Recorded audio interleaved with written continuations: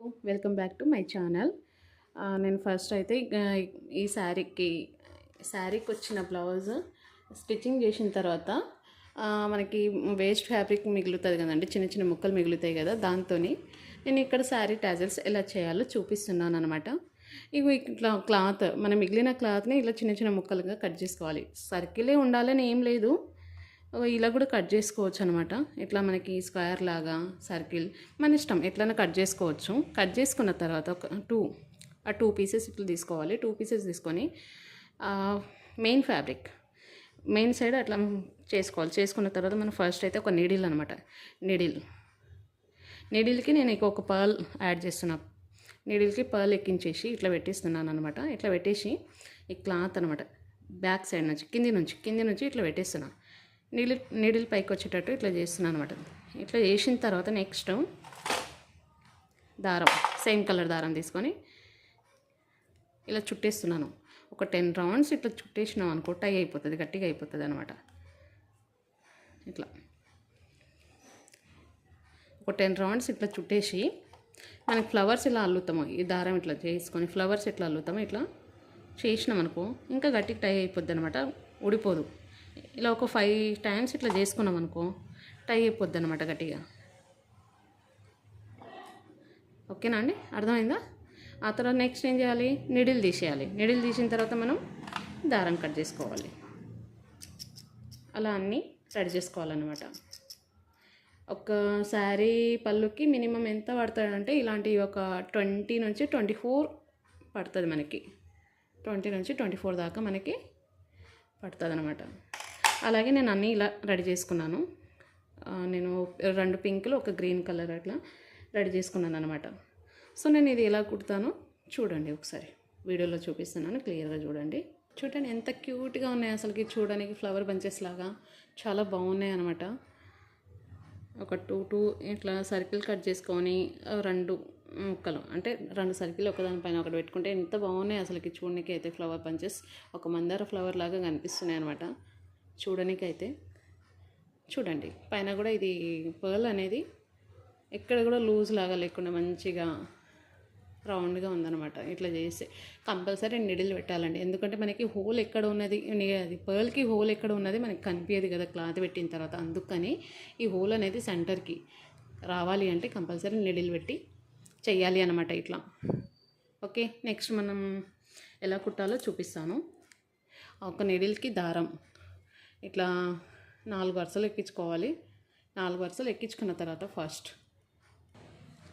Materials అనమాట, మనకి ఇవే కావాలని ఏం లేదు, మన దగ్గర ఏది అవైలబుల్గా ఉందో అది తీసుకుని ఓకే అండి.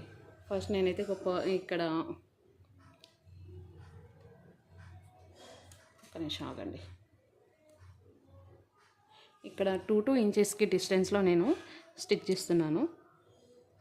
2 ఇంచెస్ డిస్టెన్స్లో అనమాట. దానికి ఫస్ట్ ఒక 2 నాట్లు వేసుకొని 2 నాట్లు వేసుకొని టై చేసుకుంటున్నాను. కనిపిస్తుందా? ఓకే. ఆ తర్వాత నెక్స్ట్ నీకు పర్ల్ ఎక్కించేస్తున్నాను అనమాట. ఫస్ట్ పర్ల్ ఎక్కించేస్తున్నాను. ఆ నెక్స్ట్ ఇది అంబ్రెల్లా లాగా ఉందండి నాకు. ఇది పిల్లలకి మనం కృష్ణుడి గెటప్ వేస్తాం కదా, ఆ పర్ల్ మాల దాంట్లో నాకు ఉన్నది నేను తీసుకున్నాను అనమాట. సపరేట్గా అయితే ఏం కొనుక్కోలేదు బయట.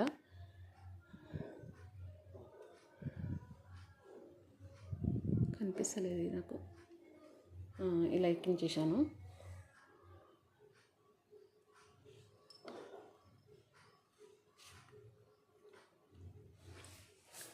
ఆ తర్వాత మనం ఈ ఫ్లవర్ బంచెస్ ఎక్కించుకోవాలి. ఫ్లవర్ బంచెస్ ఇక్కడ పర్ల్స్ నుంచి పెట్టాలన్నమాట.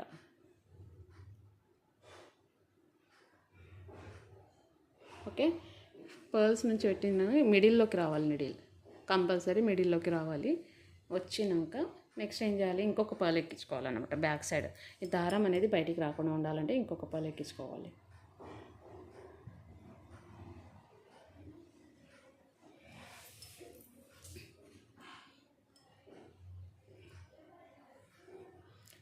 కింది వైపు ఇంకొక పర్ల్ ఎక్కించుకొని నేను టై చేసుకుంటున్నాను. మళ్ళీ పైకి తీస్తున్నాను అనమాట. నీడిల్ బయటికి ఇట్లా వచ్చింది చూడండి. చేసుకున్న తర్వాత మళ్ళీ ఇంకోసారి కిందికి ఇట్లా నాటేసుకొని మళ్ళీ రివర్స్లో నుంచి పర్ల్ నుంచి మళ్ళీ లోపలికి ఇంకో పర్ల్ నుంచి తీసి ఇంకో బయటికి ఇక్కడ తీస్తున్నాను అనమాట.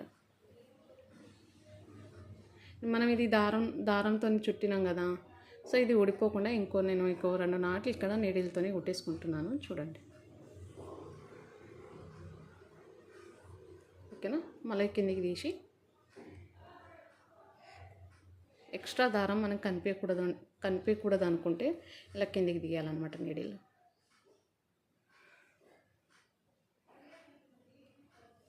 ఓకేనండి. నెక్స్ట్ దారం కట్ చేసుకోవాలి. ఇంకొకటి కుట్టి చూపిస్తాను చూడండి. 2 ఇంచెస్ డిస్టెన్స్లో నేను ఫస్ట్ ఇక్కడ ఒక టై చేసుకుంటున్నాను, ఒక నాటేసి. చూడండి, ఓకేనా. ఆ తర్వాత నేను ఒక గోల్డెన్ కలర్ పర్ల్ అయితే ఎక్కిస్తున్నాను.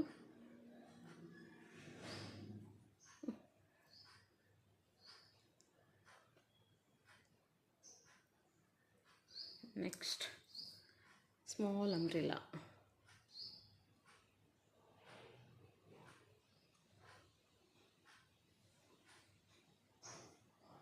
నెక్స్ట్ మనం రెడీ చేసుకున్నది ఫ్లవర్ బంచ్.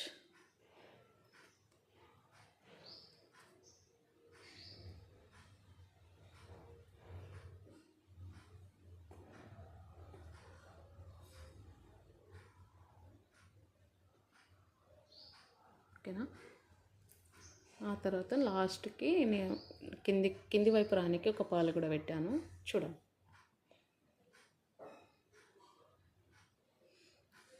మళ్ళా కింది నుంచి నీడిల్ పైకి వచ్చేలాగా తీయాలన్నమాట. ఇట్లా తీసినాక అర్థమైందా అండి?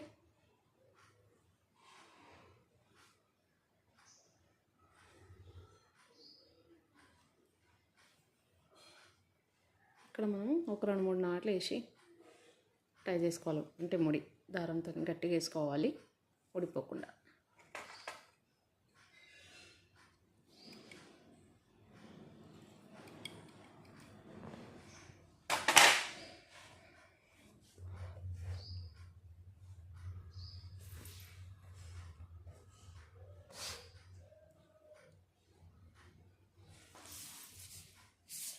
చూడడానికి కనిపిస్తుందా?